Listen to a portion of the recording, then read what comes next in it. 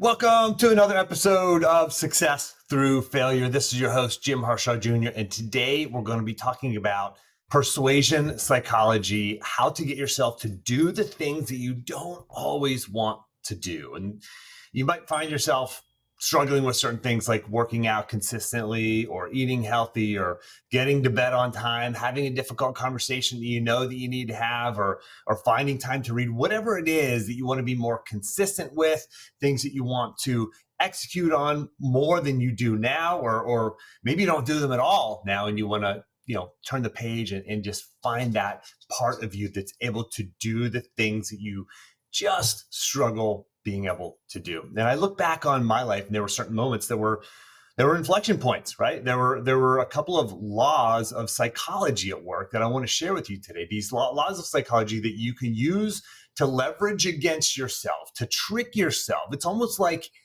cheating, but you can get yourself to perform at a higher level when you do these things. Now, I think that they're already happening anyway. So I think it's cheating if you don't, you're cheating yourself if you don't use these. All right. So here's the first one. See if you can identify the theme. And I'm going to tell you some examples, again, these inflection points in my life where I went from one level to another level, whether it's in sports or business or my relationships or health, when I made a big jump. And I want to see if you can identify the theme. And at the end here, I want to, after I share with you some of these points, these times where this happened, I'm going to share with you what that theme is and what that law of psychology is so you can use it against yourself. So by the way, this is episode 313. If you like it, share it with a friend. Go to jimharshawjr.com/share, and there are a couple of share links. You can share this on social media. By the way, if you take a screenshot of this right now on your phone or your computer, put it on social media, put it on Twitter or put it on Instagram, and you tag me, you will get a special invitation to join one of my mastermind group calls, one of the big group calls where I have all of my clients on, and sometimes we have special guests, oftentimes podcast guests, where I bring them on and we talk about a specific topic. So you'll get an invitation to one of those conversations with some world-class performer who I have coming up soon. I have several lined up. So if you want to get an invitation to one of those,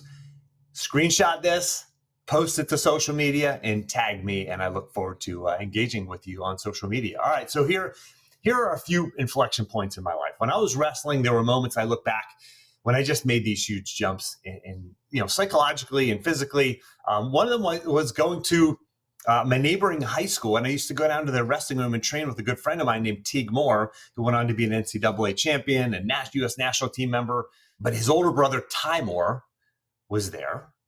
And Ty Moore's teammates were there, and guys named Ray Brinzer, Rich Catalano. These guys they were superstars in high school. They went on to be All-Americans in college. Ray Brinzer and Rich Catalano did. Ty Moore won 4 Pennsylvania state championships.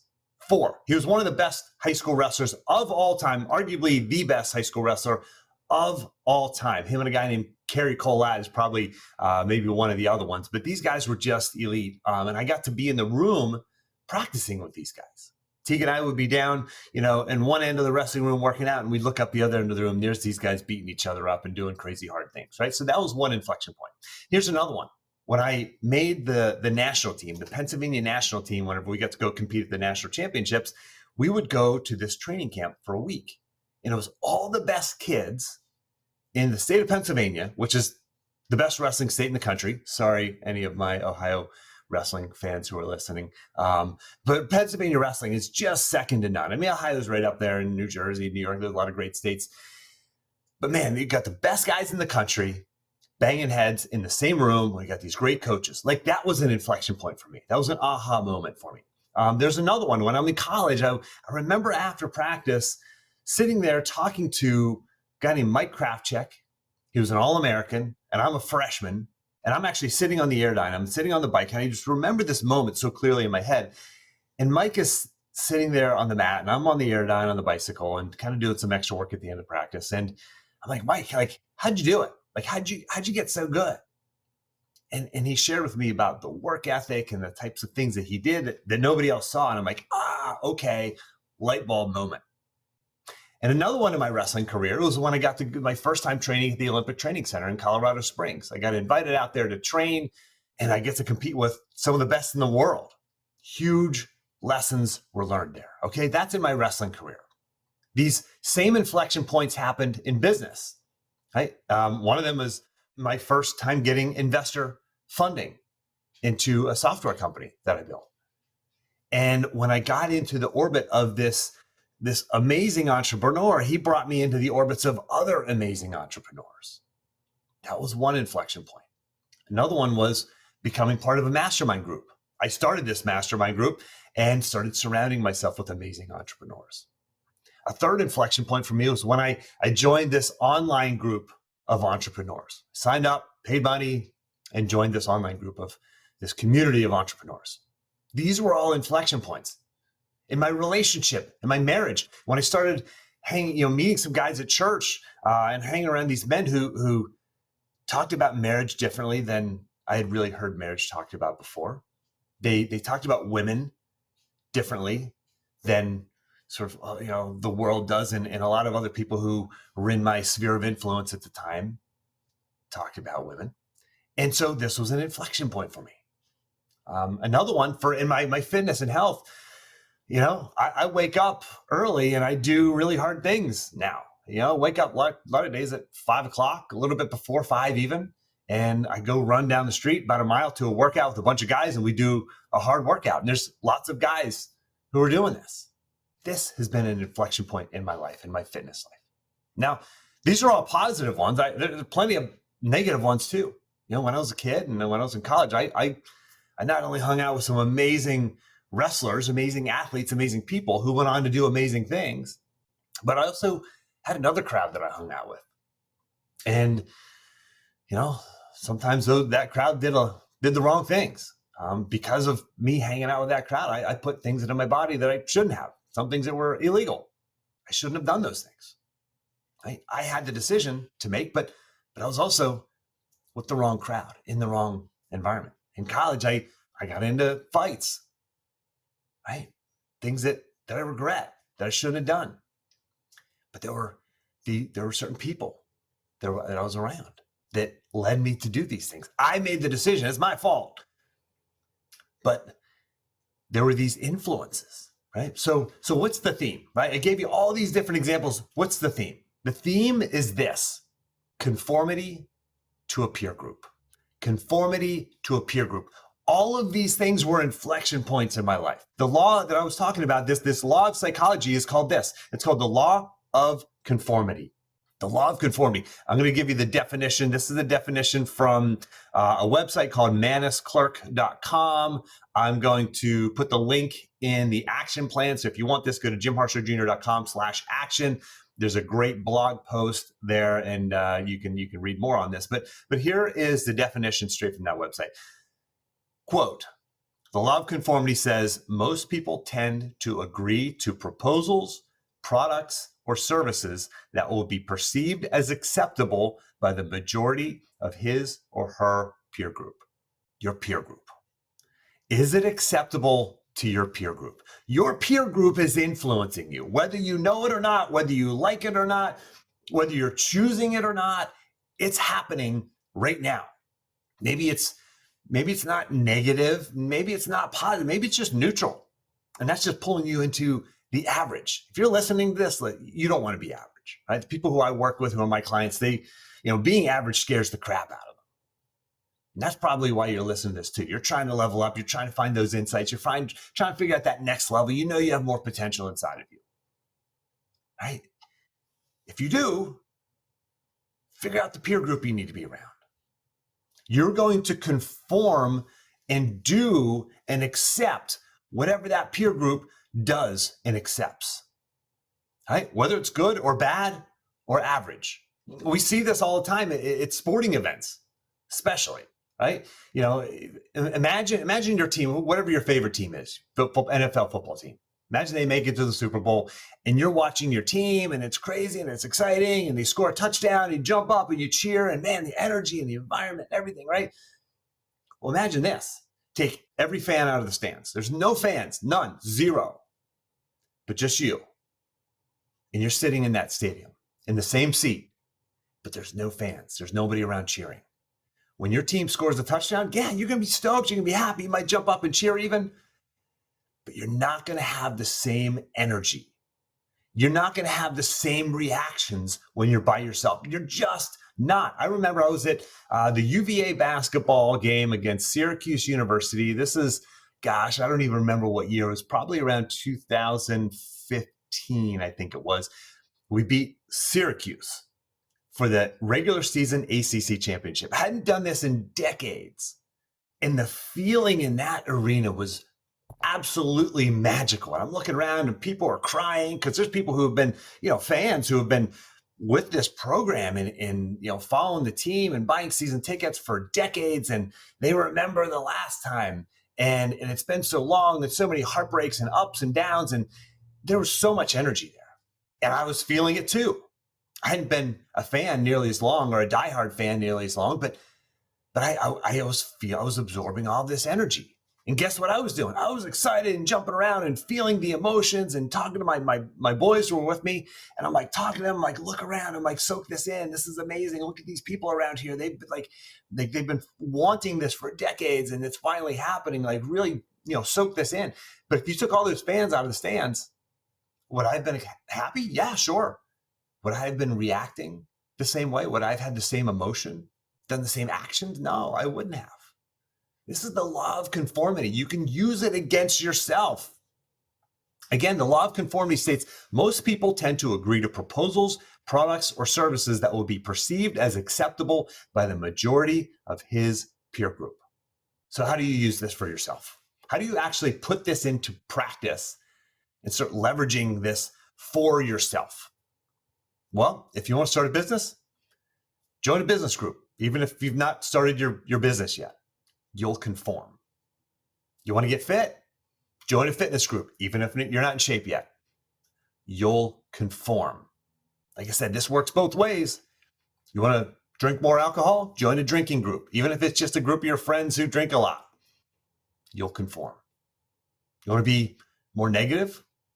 You want to be, like that person down the hall who's just negative and always complains? Well, join a group of people in your office who bitch and moan about everything, blame others for their failure, and they're negative all the time. You'll conform. It's your choice. This is part of what we call in my coaching program in Reveal Your Path. We call this the environment of excellence. This is something we specifically work on. I mean, there's a worksheet that my clients they fill out, and we talk about this and we act upon this, specifically taking action on this. If you want to learn more about the environment of excellence, go back to episode 152. There's a whole episode on the environment of excellence. This is critical. All right. So this is the first of the two laws of psychology that I wanted to share with you that you can use against yourself to get yourself to do things to be that next level of you now.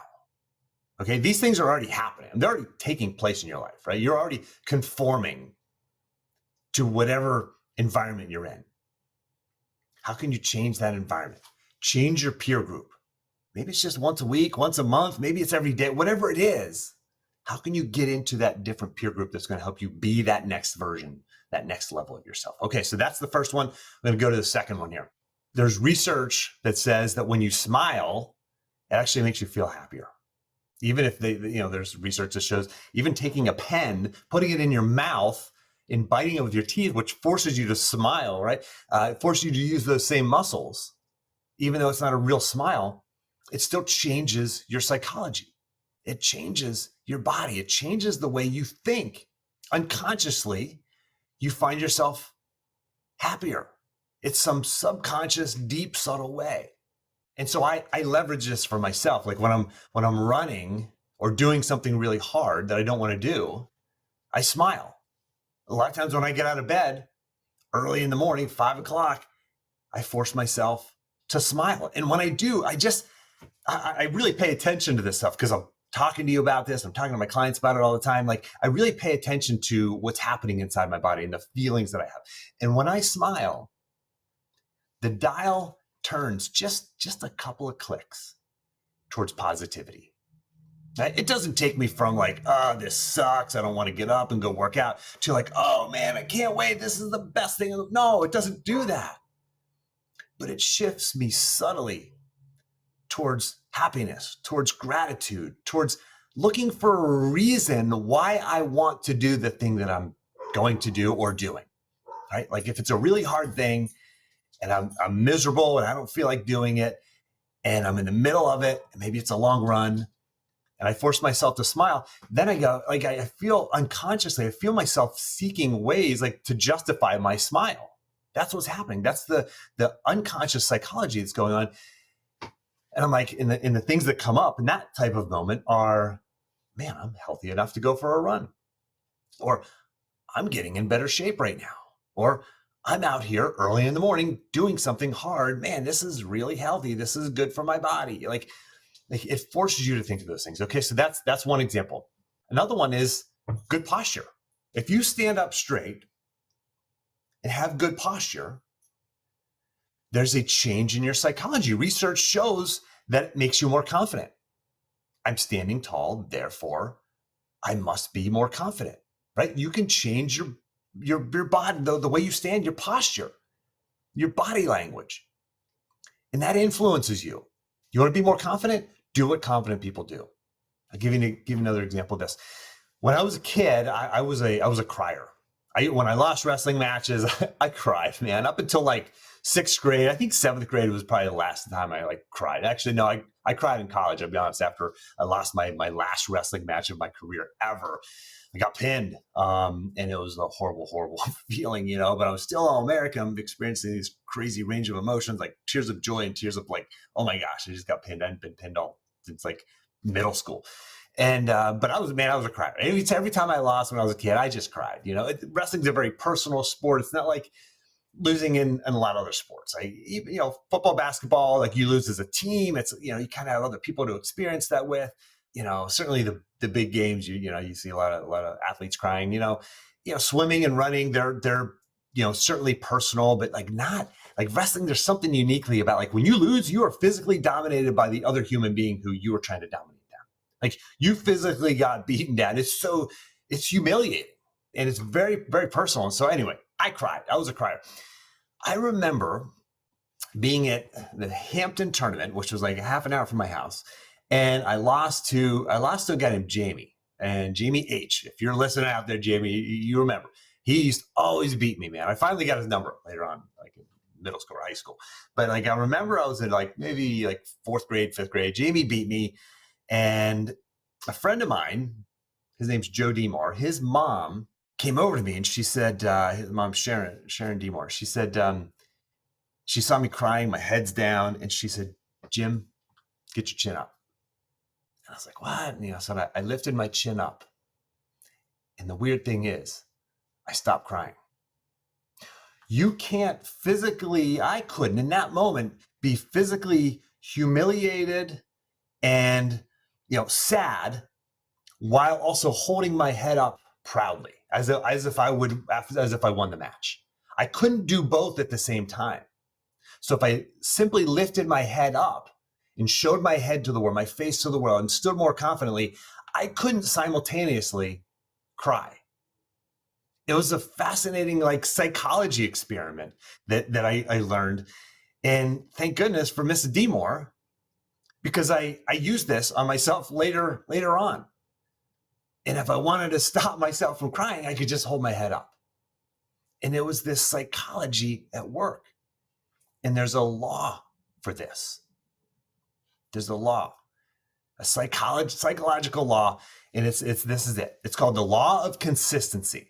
Again, from the same website, here's the definition. The law of consistency says, when an individual announces in writing or verbally a position on any issue or point of view, he will strongly tend to defend that belief regardless of its accuracy, even in the face of overwhelming evidence to the contrary. All right. Now, when you hear this, you're thinking like, okay, this is about something you might state to the world, right? You might state your beliefs about something. And therefore you have to you unconsciously feel like you have to defend that regardless of the accuracy of that original statement, even in the face of overwhelming evidence to the contrary. Well, this is the same. It's true also internally, right? You have to unconsciously, you feel forced to be consistent with your posture, your smile, how you carry yourself, as well as your words and your writing and announcements to the world. Like standing tall is an announcement to the world that I am confident. And so therefore, you have to act confident, and you have to not just act, but be confident. You become confident when you stand up straight, right? If you're crying because you lost something and you hold your head up, you have to act more confident. You have to act more proud. And when I took my chin from down to up and I was crying because I lost a wrestling match, I started feeling proud of, what am I proud of? Well, I did get that first takedown. I did win 2 matches prior to that. And I got to the finals of the tournament. You start finding reason unconsciously to justify your belief. Justify what you stated to the world. This is the law of consistency. I'm going to read it again. When an individual announces in writing or verbally a position on any issue or point of view, he will strongly tend to defend that belief regardless of its accuracy, even in the face of overwhelming evidence to the contrary. Where else do we see this? Well, wrestling is, the sport that I chose. I think it's the greatest sport. And I've said that, so therefore I have to defend it, right? Even if swimming is the greatest sport, or track is the greatest sport, or football is the greatest, whatever it is, like I have to defend that statement because I believe I've said that and I believe it. And I'll take that to my grave, even if there's like overwhelming evidence to the contrary. UVA, I think UVA is the greatest school. There are plenty of evidence that it's not.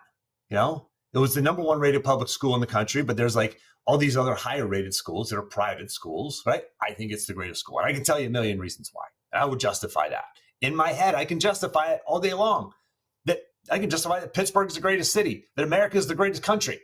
This is the law of consistency at work. It's happening to us. You're doing it. I'm doing it. The place that I hate to see it the most, where we see it all the time, is politics. It's one of the reasons I hate politics. Because whether you're a Republican or Democrat, you feel you're right and you have to defend it. You have to defend it. You don't even know. I don't care what side you're on. You don't even know that you are defending something that's wrong just because you believe it. It happens all the time. We can see it on both sides. I've caught myself doing it before. We see this all the time, and you have to leverage it. This is an opportunity for you to not only recognize it, but leverage it against yourself for success, right? This works in positive ways, negative ways. If you say that, I didn't have a fair shake in life, so I can't succeed, unconsciously, you have to defend that. You're going to live that out. If you say, I didn't have a fair shake at life, so I'm primed to succeed, unconsciously, you have to defend that. You have to act as if. You have to act that out, live that out. So how can you do this for yourself? How can you leverage the law of consistency? How can you leverage the law? We talked about the law of conformity. How do you now leverage the law of consistency for success for yourself? All right. Here's one thing that I do. I use I am statements. These are the 2 most powerful words. I am. I mean, it's biblical. I mean, God is a great I am. I mean, I am. When you say these words, it is announcing your identity. I'm a loving and caring father. I'm attentive. I'm patient. Guess what? You have to find ways to live that out because you want to be consistent with that. That's the law of consistency. It's used in sales all the time. Sir, ma'am, you want your kids to be safe?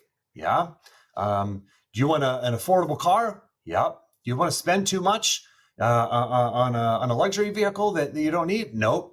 Okay, well, this is the car for you. It has this and this and this. It has all the safety features. You're not going to overspend. It's the right car. It's economical, blah, blah, blah. Boom. That's how you sell somebody. You get them to say things, state things, agree to those things, and then you provide them the solution. That's the law of consistency. Like you say, one of my I am statements is, I am healthy and fit. Guess what? Unconsciously, I have to be consistent to that. I want to be consistent. I'm drifting towards consistency with that statement. Now, if you're not actively controlling those thoughts and not saying those I am statements out loud, then that negative voice inside us can say, man, I'm lazy. I'm not consistent with my workouts, or I just never find time to read. Guess what? You'll be consistent with that. What else can you do? You can smile when you do hard things or when you have to do hard things, right? Something you don't want to do. I got to do this project for the boss. This sucks. I don't want to do this. Or you know what? I'm going to show the boss how well I can do this. It's your choice. You're going to be consistent with whichever one of those statements you want to make, you'll be consistent with. Smile when you get to do something like that for the boss. Okay, yeah, let's do it. Smile, right? It'll turn that dial just a couple of clicks in the direction you need it to click, right? What else can you do? You can stand tall. This is a tactic that I learned from, simple tactic that I learned from Jordan Harbinger. Interviewed him way back in episode 114, but he shares these tactics you can do like that to change your psychology, right? Stand tall. You will be consistent. It will force you, because you've made that announcement to the world that I am confident, you will then be more confident. You can change your words. I talked about this before. I used to hate running because I associated it with cutting weight for wrestling when I was a kid. I was in ninth grade. I started cutting weight. It's like terrible thing. And by the way, for the moms listening, like it's a nothing like it was back in those days. Thankfully, they've changed the rules and everything. But man, that's how I associated running. I associated running with miserable things. But now I've changed that. I've changed my language. Years ago, like about 7 years ago, I started changing my language, saying, I'm starting to enjoy running. I'm starting to get better at running. Then I ran a half marathon, and now a marathon I've run. Change your language. What else can you do? Like, I want you to think about how you tactically can put this in place in your life. Next time you talk to your neighbor, next time you talk to your colleague, say something that you want to be consistent with. You could say, I love it when I put my phone down and I focus on my kids. I love turning my phone off in the evenings. Instead of saying, man, I'm addicted to that thing, right? Change your language around it. And you'll be more consistent with it. You could say, I usually don't check email until about 10 a.m. Then now you'll be more consistent with that. Like, instead of getting sucked into email right away in the beginning of your workday, find something else to be consistent with. I've been enjoying getting up early to work out, or I look forward to waking up early to go work out. You state these things, you make these announcements, these statements to the world, and you want to live by them, right? So figure out what those statements are for you. I mean, take action on this stuff now. Use the law of consistency, use the law of conformity to your advantage. You can print out the action plan. We'll have the definitions of both of those right on that PDF for you. You can go to jimharshawjr.com/action. If you want to learn how to put this stuff in place in your life, sign up for your free one-time coaching call with me. jimharshawjr.com/apply. You'll get a link. You'll see where all the accessibility on my calendar, which is fairly limited, but there are still some time slots in there. Check it out. We can actually start to put this stuff into place in your life. And as always, give this a share with a family member, a friend, or a colleague. This is episode 313. Thanks for listening.